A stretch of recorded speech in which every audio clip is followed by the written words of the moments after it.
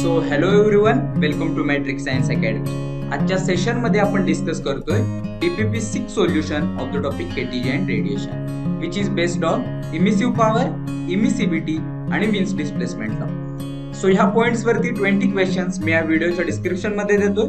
ते पहिल्यांदा तुम्ही सॉल्व्ह करा अँड देन जे डाऊटफुल असतील किंवा जे तुमचे चुकले असतील ते तुम्ही या व्हिडिओ मध्ये येऊन बघू शकता. So guys, let's start with the first question. So the first question is the maximum energy radiated by a star A at wavelength is 4.8 into 10 raised to minus 7. Wavelength दिले किती 4.8 into 10 raised to minus 7 metre. कोणाचे? Star A ची. ठीक आहे. The maximum wavelength corresponded to maximum energy radiated by the another star B if the temperature of star A is twice to that of star B. विचारलं काय आहे? The wavelength corresponded to maximum energy radiated by another star B, म्हणजे wavelength of बी विचारली. किती असेल असं त्यांनी विचारले. बरोबर. आपल्याला माहिती आहे by Wien's displacement law lambda is inversely proportional to temperature. बरोबर. सो इथून तुम्हाला समजेल lambda of A upon lambda of B is equal to temperature of B upon temperature of B. बरोबर. कारण का? इनव्हर्सली प्रोपोर्शनल आहे. सो विचारलं काय आहे? लॅम्बडा ऑफ बी विचारलाय. हा विचारलाय आपल्याला. सगळं माहितीये, आपण हे काढू शकतो. बरोबर. लॅम्बडा आहे किती आहे? 4.8 into 10 raise to minus 7 upon lambda B is equal to TB by T A किती आहे रे? सो इथून तुम्हाला कळेल टीए ला जर तुम्ही त्या बाजूला नेलं तर टीबी बाय टी ए, 2 ला त्या बाजूला न्या 1/2. सो हा काय बनेल? 1/2. सो लॅम्बडा बी काय बनेल? 2 ला त्या बाजूला नेलं 2 into 4.8 into 10 raise to minus 7. So 9.6 into 10 raise to minus 7. That is option number D is the correct choice. बरोबर. Next question. The ratio of emissive power in all the bodies म्हणजे कोणतीही body असेल at the given wavelength and at a fix टेम्परेचरला to that perfectly black body at the same temperature is called. विचारलं काय आहे? The ratio of emissive power म्हणजे E किंवा तिला तुम्ही आर सुद्धा म्हणता नवीन टेक्स्ट बुक नुसार. बरोबर. So ratio of emissive power in all the bodies at a given wavelength at a fix temperature. Ordinary बॉडीसाठी इमिसिव्ह पॉवरला आपण म्हणतो ई किंवा आर. टू दॅट रेशो दिला टू दॅट परफेक्टली ब्लॅक बॉडीची इमिसिव्ह पॉवर काय असते रे? तर त्याला आपण म्हणतो ईबी, त्याला आपण म्हणतो आर ई किंवा आर बी म्हणतो. बरोबर. हा रेशो काय असतो त्याने असं विचारलंय. तर आपल्याला माहितीये emissive power of ordinary body to the emissive power of black body काय असतं? इमिसिव्हिटी किंवा कोएफिशियंट ऑफ इमिशन आपण त्याला म्हणतो emissivity. Option number B is the correct choice. Simple. Dimensions of emissive power. आपल्याला माहिती आहे इमिसिव्ह पॉवरचा फॉर्म्युला काय असतो? Emissive power is energy radiated by the particle per unit area per unit time. बरोबर. सो ह्याचं डायमेन्शन काय येणार? क्यू म्हणजे काय असतं? एनर्जीचं युनिट काय? जूल अपॉन एरियाचं युनिट काय असतं? मीटर स्क्वेअर आणि टाइमचं युनिट काय असतं रे? सेकंड. बरोबर. सो जूलचं डायमेन्शन काय असतं? तर जूलचं डायमेन्शन असतं M1 L² T-2 upon metre स्क्वेअरचं dimension काय येणार? मीटर म्हणजे L चा स्क्वेअर, सेकंड म्हणजे टाइम रेज टू 1. बरोबर. सो L² ला L² गेला. हे काय बनलं डायमेन्शन? M1. L ला L गेले, T ला वरती नेला आपण तर काय बनेल? T⁻³ सो M1 L आहे 0, T⁻³ option number A is the correct choice.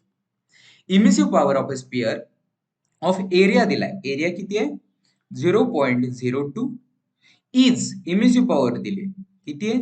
0.5 kilo calorie metre square second per metre square second. ह्याला आपण एसआय युनिट मध्ये करूया म्हणजे 0.5 into 10⁻³ calorie per metre square second. बरोबर.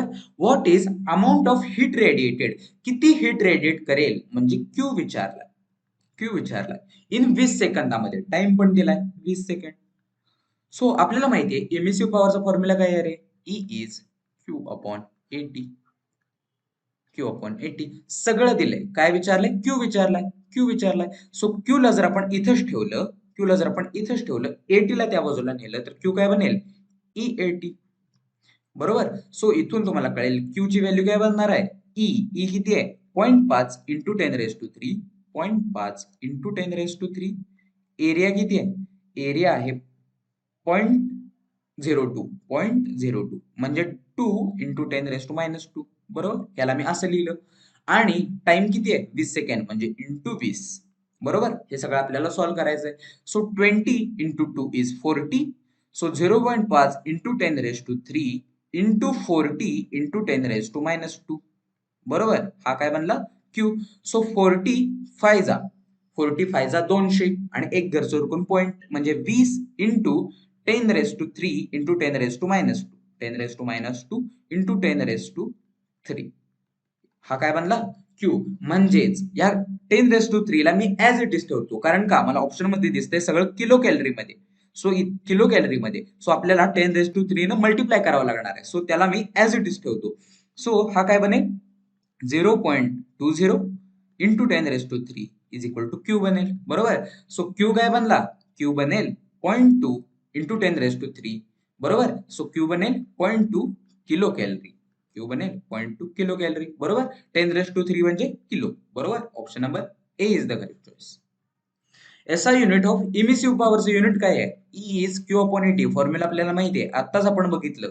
E is Q upon AT. क्यूचं unit काय असतं joule. Energy metre square second. एरियाचं मीटर स्क्वेअर टाइमचं second. Joule per metre square second.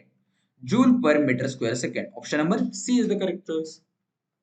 Perfectly black body is one whose coefficient of emission. Perfectly black बॉडीचा coefficient of emission म्हणजेच emissivity किती असते 1. कारण का ती सगळीच्या सगळी एनर्जी ऍब्सॉर्ब करून घेते. जेवढी आपण त्याला देऊ ती सगळी तो ऍब्सॉर्ब करून घेणार आहे. बरोबर. So coefficient of emission perfectly black बॉडीसाठी 1 असतो. Unity. Option number C is the correct choice. What will be the ratio of temperature of sun and moon if the wavelength. विचारलं काय what will be the ratio of temperature of sun and moon चा ratio विचारला. If the wavelength of their maximum emission radiation are. म्हणजे wavelength दिली आहे maximum रेडिएशनची. सनची किती आहे 140 आणि मूनची किती आहे मूनची आहे 4200 अँगस्ट्रॉम. अँगस्ट्रॉम. ठीक आहे. आणि टेम्परेचर विचारलंय. सो इथून आपल्याला दिलंय काय त्यांनी लॅम्बडाचा रेशो दिलाय वेवलेंथचा रेशो दिलाय आणि विचारलं काय टेम्परेचरचा रेशो विचारलाय. आपल्याला माहिती आहे by Wien's displacement law lambda is inversely proportional to T.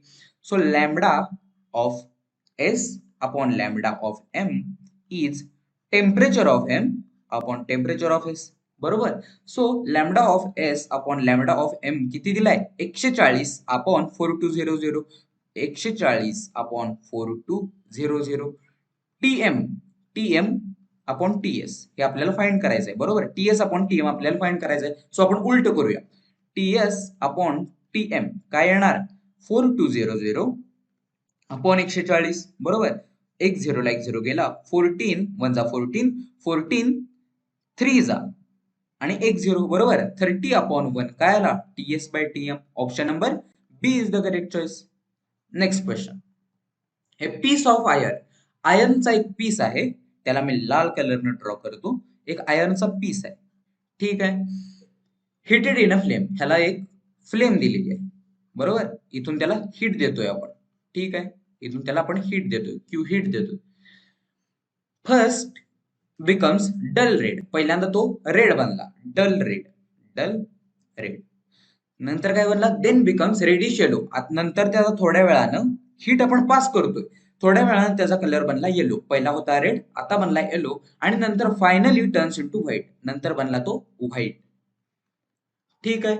The correct explanation for the above observation is possible by using. आता जेव्हा कायम लक्षात ठेवा जेव्हा तुम्हाला कलर दिले असतील कलर चेंज होत आहेत. रेड होतोय येलो होतोय परत त्याचा व्हाईट होतोय. कधी जेव्हा आपण त्याला टेम्परेचर देतोय. जेव्हा त्याला आपण टेम्परेचर देतोय कंटिन्युअसली त्याला आपण टेम्परेचर देतोय. सो त्यांनी टेम्परेचर आणि कलर मधलं रिलेशन दिले. टेम्परेचर आणि कलर मधलं. कलर म्हणजेच काय अरे कलर आपल्याला काय सांगतो कलर आपल्याला सांगतो वेवलेंथ. वेवलेंथ बद्दल आपल्याला सांगतो. सो रेडची वेवलेंथ सगळ्यात जास्त असते. रेडची वेवलेंथ ही मॅक्सिमम असते. सो तुम्हाला इथं इनडायरेक्टली टेम्परेचर आणि वेवलेंथ मधलं रिलेशन दिले. बरोबर. येलोची वेगळी वेव्हलेंथ असणार आहे, व्हाईटची वेगळी वेव्हलेंथ असणार आहे. बरोबर. सो त्यांनी टेम्परेचर आणि वेव्हलेंथ मधलं रिलेशन दिले. सो टेम्परेचर आणि वेव्हलेंथ मधलं रिलेशन आपल्याला कोणी दिलंय, तर lambda is inversely proportional to T हे आपल्याला कोणी सांगितलं, Wien's displacement law. Option number A is the correct choice. A spectrum of black body radiation is A. Black body रेडिएशनचा स्पेक्ट्रम कसा असतो, तर तुम्हाला माहिती आहे, समजा ही ब्लॅक बॉडी, ह्याच्यावर आपण जेवढी हीट टाकणार आहे ना, ती सगळी हीट तो ऍब्सॉर्ब करणार आहे, आणि जो सगळ्यात जास्त ऍब्सॉर्ब करतो तो सगळ्यात जास्त इमिट करतो. हे तुम्ही पुढच्या लॉ मध्ये शिकाल, किर्चॉफ्स लॉ मध्ये. बरोबर. सो आत्तासाठी हे तुम्हाला सांगितलेलं नाहीये, हे तुम्ही पुढच्या डीपीपी मध्ये शिकाल. सो कायम लक्षात ठेवा, ब्लॅक बॉडी जी असते ती सगळ्यात जास्त ऍब्सॉर्ब करते, आणि सो सिन्स ती सगळ्यात जास्त ऍब्सॉर्ब करते, सो ती सगळ्यात जास्त इमिट पण करणार. सो ब्लॅक बॉडी रेडिएशनचा स्पेक्ट्रम हा कंटिन्युअस स्पेक्ट्रम असतो. कारण का, त्याच्यामध्ये जेवढी हीट जाते तेवढी तो इमिट पण करतोय, जेवढी जाते इमिट करतोय. कंटिन्युअस फंक्शन चालू आहे, सो कंटिन्युअस स्पेक्ट्रम त्याचा प्रेझेंट असतो. Option number C is the correct choice. The intensity of radiation emitted by the sun has maximum value at wavelength. Wavelength of sun दिली किती आहे, 510. ठीक आहे. And that emitted by the north स्टारची पण दिली आहे, नॉर्थ स्टारची 350 दिली wavelength. If the stars behaves like black body सारखा त्याने बिहेव केलं, then ratio of surface temperature of the sun ratio of surface temperature of sun to the north star and north star हा ratio आपल्याला त्यांनी विचारलाय. आपल्याला माहिती आहे, by Wien's law lambda is inversely proportional to T. So temperature of sun upon temperature of north star is equal to lambda of north star upon lambda of sun. बरोबर. So lambda of north star किती आहे, 350, upon lambda of सन किती आहे, 510. हा काय बनेल, TS bye TN, जे आपल्याला पाहिजे. बरोबर. सो कॅन्सल झालं, डिवाइड करा. 0.06 जा 30, अप्रॉक्सिमेटली 6 जा. सो हा अप्रॉक्सिमेटली किती बनणार आहे, 0.69. Option number B is the correct choice. Calculation तुम्ही करून बघा. The SI unit of Wien's constant आपल्याला माहिती आहे, by Wien's law lambda is inversely proportional to T, आणि ह्यांचा प्रोपोर्शनॅलिटी कॉन्स्टंट काय असतो, त्याला आपण म्हणतो Wien's constant B by T. बरोबर. सो त्यांनी युनिट कशाचं विचारलंय, Wien's constant, that is B चं युनिट विचारलंय. सो इथून बी काय मिळेल तुम्हाला, लॅम्बडा टी. बरोबर. सो याचं युनिट काय बनेल, लॅम्बडाचं युनिट असतं मीटर, टेम्परेचरचं युनिट असतं kelvin, metre kelvin. Option number C is the correct choice. The plots of intensity versus wavelength. Intensity आणि वेव्हलेंथचा ग्राफ दिला. कलर मी चेंज करतो. इंटेन्सिटी ही आहे इंटेन्सिटी, आणि ही आहे वेव्हलेंथ, यांचा त्यांनी ग्राफ दिलाय. टेम्परेचर दिलेले आहे T1, T2, T3, आणि ते कसे रेडिएशन इमिट करताय त्यांचा ग्राफ दिलेला आहे. ठीक आहे. देन त्यांच्या टेम्परेचर मध्ये काय रिलेशन असेल असं त्यांनी विचारलंय. सो जर तुम्ही T1 चा ग्राफ बघितला, तर इथं काहीतरी वेव्हलेंथ येणार आहे. बरोबर. T3 चा ग्राफ बघितला तर इथं वेव्हलेंथ येणार आहे. T2 चा ग्राफ बघितला तर इथं वेव्हलेंथ येणार आहे. बरोबर. सो जसं जसं तुम्ही ह्या बाजूला जाल, ही काय आहे, वेव्हलेंथ आहे, ही साइड वेव्हलेंथ आहे. सो जसं तुम्ही ह्या बाजूला जाल त्याची वेव्हलेंथ वाढत आहे, वेव्हलेंथ ही वाढतीये. बरोबर. सो T1 ची वेव्हलेंथ ही सगळ्यात कमी आहे, T3 ची वेव्हलेंथ त्याच्यापेक्षा जास्त आहे, T2 ची वेव्हलेंथ त्याच्यापेक्षा जास्त आहे. सो T1 ची वेव्हलेंथ सगळ्यात जास्त आहे, T1 ची वेव्हलेंथ सगळ्यात कमी आहे. T1 ची वेव्हलेंथ पॉइंट इथं आहे ना, जवळ आहे ओरिजिनच्या. सो T1 ची वेव्हलेंथ सगळ्यात कमी आहे. T2 ची त्याच्यापेक्षा जास्त आहे, आणि T3 ची सगळ्यात जास्त आहे, मॅक्सिमम आहे. वेव्हलेंथ ही त्याची मॅक्सिमम. सो ह्यांच्यात टेम्परेचरचं रिलेशन कसं एस्टॅब्लिश करणार, तर आपल्याला माहिती आहे, Wien's law lambda is inversely proportional to temperature. So ज्याची वेव्हलेंथ जास्त असेल त्याचं टेम्परेचर कमी असणार आहे. सो T2 ची वेव्हलेंथ सगळ्यात जास्त आहे, सो T2 ची वेव्हलेंथ जास्त आहे, सो T2 चं टेम्परेचर सगळ्यात कमी असणार आहे. बरोबर. कारण का, इनव्हर्सली प्रोपोर्शनल आहे. सो T2 सगळ्यात कमी असणार, त्याच्यापेक्षा जास्त थोडा T3, त्याच्यापेक्षा थोडा जास्त T1. Option number B is the correct choice. Simple. A black body radiates, टेम्परेचरचं रिलेशन दिले, T2 is greater than T1. The frequency corresponding to maximum wavelength energy काय असेल, फ्रिक्वेन्सी कोणाची जास्त असेल असं त्यांनी विचारले. More at T1, more at T2, equal at T1, T3 नाही रे, T2 पाहिजे. Independent of T1 and T2. So कोणाची फ्रिक्वेन्सी जास्त कमी असेल असं त्यांनी विचारले. बरोबर, आपल्याला माहिती आहे lambda is inversely proportional to T by Wien's law. बरोबर, सो ज्याचं टेम्परेचर जास्त असणार आहे त्याची वेव्हलेंथ कमी असणार आहे. सो T2 चं टेम्परेचर जास्त आहे, T2 चं टेम्परेचर जास्त आहे, सो त्याची वेव्हलेंथ जास्त असणार आहे T1 पेक्षा. बरोबर, वेव्हलेंथ लॅम्बडा 2 जास्त असणार आहे. सॉरी, T2 चं टेम्परेचर जास्त आहे, सो लॅम्बडा 1 जास्त असणार आहे. सॉरी, एकदम इरेज करतो. T2 जास्त आहे, सो त्याची वेव्हलेंथ कमी असणार आहे, कारण का इनव्हर्सली प्रोपोर्शनल आहे. बरोबर, सो कायम लक्षात ठेवा, वेव्हलेंथ वेव्हलेंथ ही इनव्हर्सली प्रोपोर्शनल टू असते फ्रिक्वेन्सी. वेव्हलेंथ ही फ्रिक्वेन्सीला इनव्हर्सली प्रोपोर्शनल असते. सो हे जर तुम्ही रिलेशन कन्सिडर केले तर इथून तुम्हाला समजेल 1/n is directly proportional to 1/t. म्हणजेच उलट केलं तर frequency is directly proportional to temperature. म्हणजे ज्याचं टेम्परेचर जास्त असणार त्याची फ्रिक्वेन्सी जास्त असणार. सो इथं T2 चं टेम्परेचर जास्त आहे, म्हणजेच T2 ची फ्रिक्वेन्सी ही जास्त असणार आहे, म्हणजे N2 is greater than N1. बरोबर, ऑप्शन नंबर कोणाची फ्रिक्वेन्सी जास्त असणार, ज्याचं टेम्परेचर T2 आहे, more at T2. Option number B is the correct choice. जर कन्फ्युजन वाटत असेल तर लॅम्बडाला लक्षात ठेवलं नाही तरी चालेल. N is directly proportional to T. दोन रिलेशन लक्षात ठेवा, N is directly proportional to T आणि lambda is inversely proportional to T. Right, next question. The maximum energy in thermal radiation from the source occurs at wavelength. Wavelength दिले किती, 4000 angstrom. 4000 angstrom. The effective temperature किती असेल असं त्यांनी विचारलंय. So पहिल्यांदा तर मला इथं सगळे एसआय युनिट मध्ये दिसत आहेत ऑप्शन. सो या लॅम्बडाला मी एसआय युनिट मध्ये करतो. कसं करणार, तर हे 4000 इंटू अँगस्ट्रॉमला कसं कन्वर्ट करतो, 10⁻⁻10 मीटर. अँगस्ट्रॉमचं मीटर मध्ये लक्षात ठेवा. सो 4 इंटू हे 3 शून्य जर आपण घालवले तर 10 काय बनेल, -7 मीटर. हा बनला लॅम्बडा. सो आपल्याला माहितीये लॅम्बडा दिलाय आणि टेम्परेचर विचारले.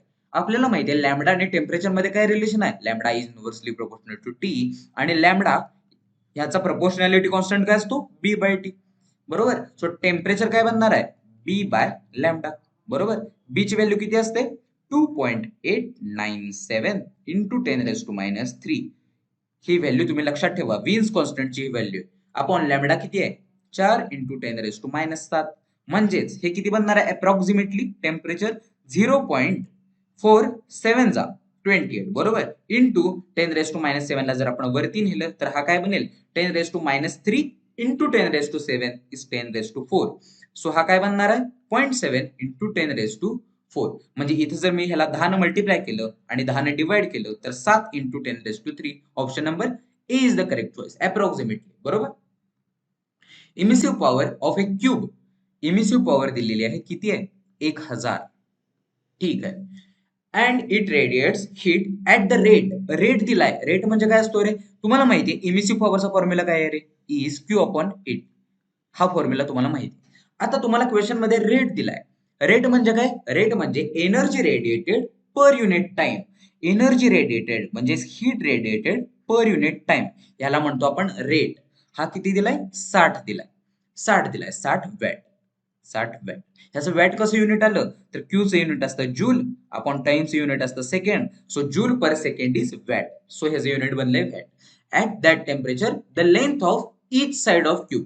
लेंथ विचारले क्यूबची, each side of cube length विचारले. बरोबर, सो इथं काय काय दिलंय, ई दिलाय, Q/T दिलाय आणि ए दिलेला नाहीये. सो ए वरून आपल्याला एल फाइंड करावं लागेल. सो ते कसं करतो ते बघा.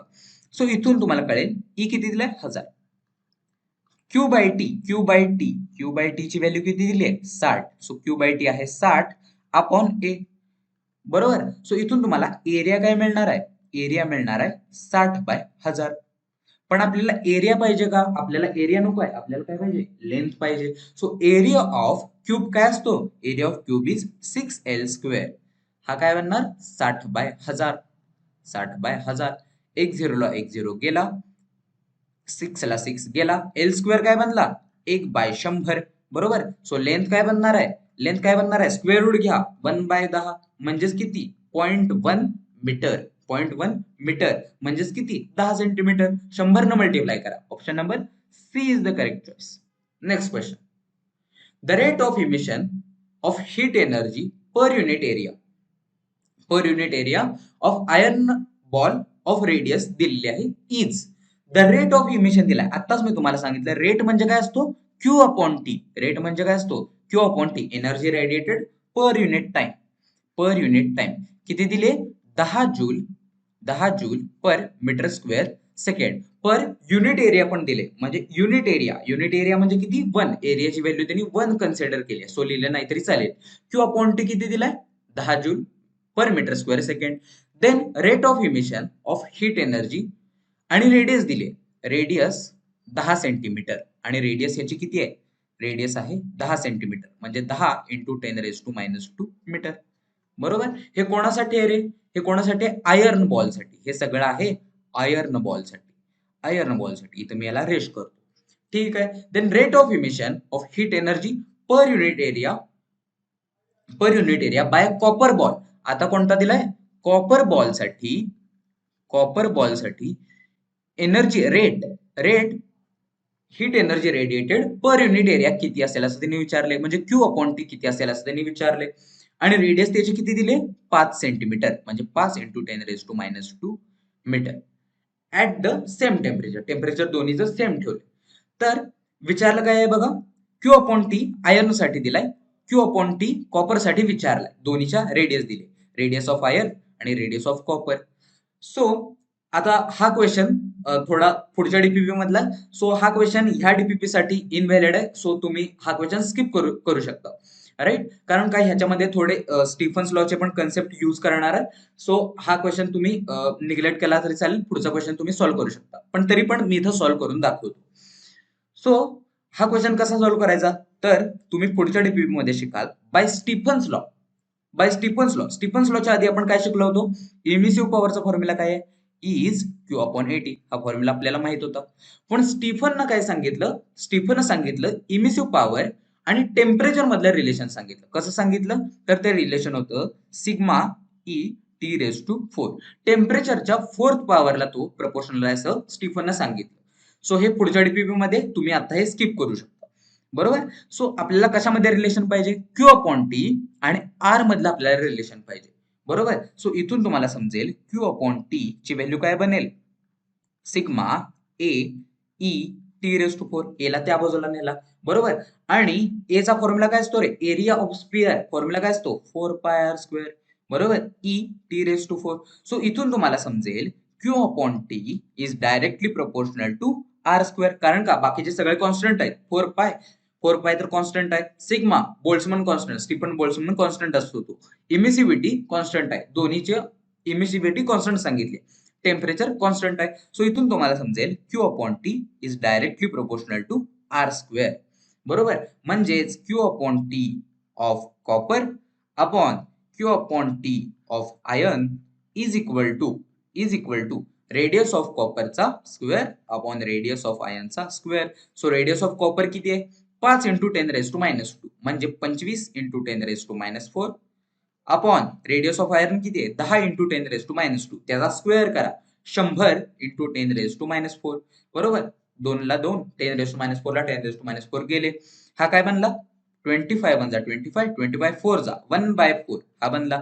काढायचं काय आहे क्यू टी कोणाचा कॉपरचा काढायचा आहे. सो क्यू बाय टी कॉपरचा किती येणार आहे 1/4 into Q by T of iron. बरोबर. Q by T of iron किती आहे 10. सो 10/4 म्हणजेच किती 2.5. Option number B is the correct choice. Simple. On observing light from the different stars PQR. 3 different stars आहेत P, Q आणि R. It was found that intensity of violet color is maximum in spectrum P. P मध्ये violet कलरची maximum spectrum त्यांना आढळला. Q मध्ये काय the intensity of green colour is maximum in the spectrum of R. The intensity of ग्रीनची wavelength carrying maximum radiation ग्रीनची तिथं maximum सापडली. ठीक आहे. The intensity maximum in R and the intensity of red color is maximum in the spectrum Q. इथं रेडची सापडली maximum. ठीक आहे. देन विचारलं काय आहे टेम्परेचर Q आणि टेम्परेचर R दिलेले आहेत आणि त्यांच्यामध्ये रिलेशन ऑप्शन जर तुम्ही बघितले तर ते विचारलंय. आपल्याला माहिती आहे वेवलेंथ आणि टेम्परेचर मध्ये रिलेशन माहिती आहे lambda is inversely proportional to T. बरोबर.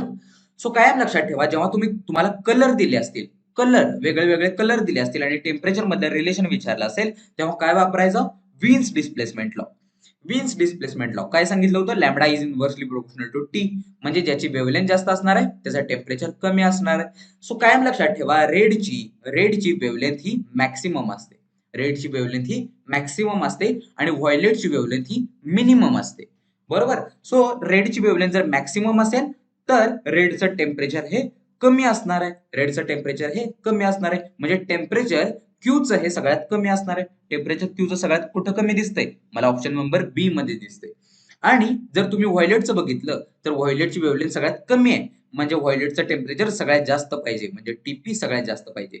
Option number B is the correct choice. TP सगळ्यात जास्त ऑप्शन नंबर बी मध्ये दिलाय आणि टीक्यू सगळ्यात कमी. Option number B is the correct choice. Emissive power of a perfectly black body. Perfectly black body emissive power कोणावर depend करत नाही. तर तुम्ही थेरी लेक्चर मध्ये शिकला असाल, इमिसिव्ह पॉवर ई ही कोणावर डिपेंड करते? तर आताच आपण स्टीफन्स लॉ नुसार बघितलं होतं. हा पुढचा लॉ आहे, तरी पण तुम्ही लक्षात ठेवा, इमिसिव्ह पॉवर ही बॉडीची टेम्परेचरवर डिपेंड करते. जेवढं टेम्परेचर आपण देऊ तेवढी त्याची इमिसिव्ह पॉवर ही वाढणार आहे. बरोबर. सो टेम्परेचरच्या फोर्थ पॉवरला ती प्रोपोर्शनल असते. हे स्टीफन सांगितलंय. हे तुम्ही आता निग्लेक्ट केलं तरी चालेल, पुढच्या डीपीपी मध्ये आपण ते बघणारच आहे. बरोबर. Is directly proportional to fourth power. Option number B हा करेक्ट आहे. Option number B. Option number B is the correct choice. तिसरा काय आहे? Decreases with increase in temperature. Directly proportional आहे. टेम्परेचर वाढवलं तर इमिसिव्हिटी वाढणार आहे, इमिसिव्ह पॉवर वाढणार आहे. So option number C wrong आहे. डी काय आहे? Depends on wavelength. वेव्हलेंथ वर डिपेंड करते का? करते. कारण का? आपल्याला माहिती आहे temperature is inversely proportional to lambda. Wien's displacement law. बरोबर. सो जर ती टेम्परेचरला डायरेक्टली प्रोपोर्शनल असेल तर वेव्हलेंथला इनव्हर्सली प्रोपोर्शनल असणार आहे. सो ती वेव्हलेंथ वर पण डिपेंड करते. बी आणि डी बोथ करेक्ट येत आहेत. कारण का हे क्वेश्चन मध्ये थोडी मिस्टेक आहे. सो प्रिंटिंग मिस्टेक झालेली आहे. सो तुम्ही हे कन्सिडर करा. ऍज अ थेरी क्वेश्चन म्हणून तुम्ही कन्सेप्टसाठी हा क्वेश्चन कन्सिडर करू शकता. इमिसिव्ह पॉवर ही डायरेक्टली प्रोपोर्शनल असते टेम्परेचरच्या फोर्थ पॉवरला आणि ती वेव्हलेंथ वर पण डिपेंड करते. सो हे तुम्ही पॉइंट्स लक्षात ठेवा. 3 बॉडीज आहेत A B C. Equal areas आहेत, एरिया इक्वल आहेत. पेंट केलं एकाला रेड न, एकाला येलो न आणि एकाला ब्लॅक न. ठीक आहे. ठीक आहे. देन विचारलं काय आहे? If they are at same temperature then emissive power कोणाचे मॅक्सिमम असेल असं त्यांनी विचारले. ए ची मॅक्सिमम, बी ची मॅक्सिमम का सी ची मॅक्सिमम विचारले. बरोबर. सो जेव्हा तुम्हाला कलर देतील कायम लक्षात ठेवा, जेव्हा तुम्हाला कलर देतील तेव्हा कोणता लॉ वापरायचा? Wien's law. Lambda is inversely proportional to temperature. का लॉ वापरायचा? कारण का ब्लॅक बॉडी, कायम लक्षात ठेवा, ब्लॅक बॉडी जी असते ती सगळीच्या सगळी एनर्जी, सगळीच्या सगळी हीट ऍब्सॉर्ब करून घेते. सगळीच्या सगळी हीट ऍब्सॉर्ब करून घेते. म्हणजे त्याचा कोइफिशियंट ऑफ ऍब्सॉर्प्शन हा 1 असतो ब्लॅक बॉडीचा. जेवढी आपण त्याला हीट देणार आहे, म्हणजे आपल्याला फॉर्म्युला माहिती आहे, E is Q upon AT emissive पॉवरचा. बरोबर. बरोबर. इमिसिव्ह पॉवर आपल्याला त्यांनी विचारले कोणाची मॅक्सिमम असेल. आपल्याला फॉर्म्युला माहिती आहे, E is equal to Q upon AT. So black बॉडीचं काय असतं? ब्लॅक बॉडीला जेवढी आपण हीट देणार आहे ती सगळीच्या सगळी ती ऍब्सॉर्ब करतो आणि तो इमिट करून टाकतो. म्हणजे ब्लॅक बॉडीची इमिसिव्ह पॉवर ही सगळ्यात जास्त असते. Emissive power of C is maximum. Option number C is the correct choice. जो सगळ्यात जास्त ऍब्सॉर्ब करणार आहे तो सगळ्यात जास्त रेडिएट किंवा इमिट करणार आहे. सो ही black body, option number C ही ब्लॅक बॉडी. तो सगळीच्या सगळी हीट ऍब्सॉर्ब करणार आणि सगळ्यात जास्त तो इमिट पण करणार. इमिसिव्ह पॉवर सी ची मॅक्सिमम असणार आहे.